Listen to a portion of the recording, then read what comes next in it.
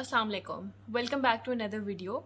आज हम डिस्कस करेंगे कि एम कैट का पैटर्न क्या है और इसकी हर सब्जेक्ट की वेटेज क्या है और हर सब्जेक्ट को आपने किस तरह से पढ़ना है। तो चलिए शुरू करते हैं वीडियो को। सबसे पहले हम आते हैं कि हर सब्जेक्ट में से कितने एमसीक्यूज़ आने हैं और टोटल कितने एमसीक्यूज़ हैं। सो बेसिकली टोटल एमसीक्यूज़ 200 हैं और इसमें बायोलॉजी में से आने हैं 68 एमसीक्यूज़, फ़िज़िक्स और केमिस्ट्री दोनों में से 54 एमसीक्यूज़ आने हैं और उसके अलावा इंग्लिश में से 18 है, लॉजिकल रीजनिंग में से 6 हैं। तो total this makes up to 200। तो कमिंग बैक कि आपको हर सब्जेक्ट को पढ़ना किस तरह है, तो सबसे पहले आते हैं इंग्लिश की तरफ। इंग्लिश में आपको दो चीज़ें बेसिक करनी है, वोकैबलरी एंड टेंसेस। वोकैबलरी जो है there will be a list of words जो कि आपको डिफरेंट बुक्स में मिल जाएगी। इसके लिए इंग्लिश के लिए आपको बुक्स कौन सी यूज़ करनी है, जो भी आपको आपके पास अवेलेबल है। मैंने अपने टाइम में किप्स अकेडमी की बुक्स यूज़ की थी because I was doing the CAT from there. लेकिन अगर आपको उसके अलावा कोई और बुक अवेलेबल है लाइक यूनिक, डोगर या कोई भी और बुक्स आपके पास अवेलेबल हैं, आपको नियरेस्ट मार्केट से मिल जाए, तो आप वो यूज़ कर सकते हैं। उसमें आपके पास एक लिस्ट ऑफ वोकैबलरी होगी। वोकैबलरी हर वर्ड के आगे उसका मीनिंग होगा, उसके आगे उसका सेंटेंस होगा। वोकैबलरी को प्रिपेयर करने का एक और तरीका ये है कि कुछ लोग जो है वो क्यू कार्ड्स बना के रखते हैं और क्यू कार्ड्स के एक तरफ वो वर्ड लिखते हैं और दूसरी तरफ उसका मीनिंग और उसका सेंटेंस लिखते हैं।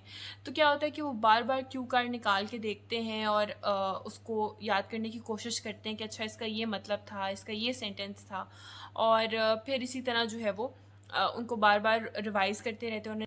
देन कम्स टेंसेस या ग्रामर। ओवरऑल मतलब इसमें जो है प्रेपोजिशंस आ जाती हैं, कॉमा की यूजेस आ जाते हैं।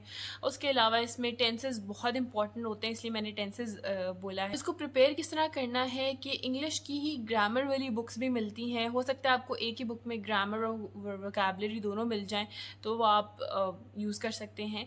इसमें ये होता है कि आपके पास रूल्स लिखे हुए होते हैं बुक में, ठीक है। आपने रोज़ एटलीस्ट 10 रूल्स आपने करने हैं और उन्हीं रूल्स के सेंटेंसेस को प्रैक्टिस करना है। एक्सरसाइज बनी होगी वहाँ पे, आपने वो करनी है। एक और इम्पॉर्टेंट बात कि कभी कभी इंग्लिश के एमसीक्यूज़ बुकिश लाइंस आ जाती हैं, मिस्टर चिप्स या बाकी फर्स्ट ईयर सेकेंड ईयर की जो बुक्स थी उनमें से आ जाती हैं। तो आपने क्या करना है कि रात को सोने से पहले just give it 20 minutes reading. Next coming towards physics and chemistry. Physics और केमिस्ट्री प्रिपेयर करने के लिए आपको सबसे पहले तो बुक की डेफिनेशंस और बुक के फॉर्मूलाज आने चाहिए। उसके बाद आपको उनके न्यूमेरिकल्स जो बुकिश ही न्यूमेरिकल्स हैं वो आपको आने चाहिए। वो तो मतलब आपके फिंगर टिप्स पे हो बिल्कुल। इसके अलावा फ़िज़िक्स और केमिस्ट्री दोनों की कॉन्सेप्चुअल बुक्स आप ले सकते हैं, जिन अकेडमीज़ की मैंने बताई उनकी, या डिफरेंट कॉन्सेप्चुअल बुक्स आपकी नियरेस्ट मार्केट में जो मिल जाए आप वो यूज़ कर सकते हैं। Now coming towards biology.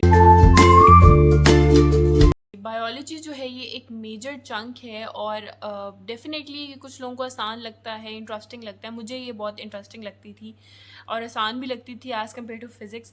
लेकिन इसको पढ़ना और इसको समझना बहुत ज़रूरी है। बायोलॉजी के लिए आपको सिर्फ़ और सिर्फ जो है वो बुक की लाइंस आनी चाहिए, बुक की डेफिनेशंस आनी चाहिए। एम कैट के लिए सिर्फ यही चीज़ें इंपॉर्टेंट थी। अच्छा, अब चलते हैं कि आपने एम कैट की प्रिपरेशन के लिए अपना टाइम टेबल किस तरह से बनाना है। तो टाइम टेबल आप सिंपली इस तरह से बनाएं कि इंग्लिश को आप रोज़ प्रैक्टिस करें और फिज़िक्स के लिए 2 दिन, केमिस्ट्री के लिए 2 दिन और बायोलॉजी के लिए 3 दिन। इसके अलावा आपको कोई भी क्वेश्चन पूछना है तो आप मुझे इंस्टाग्राम पे मैसेज कर सकते हैं या कमेंट्स में बता सकते हैं। Thank you so much for watching the video. अल्लाह हाफ़िज़।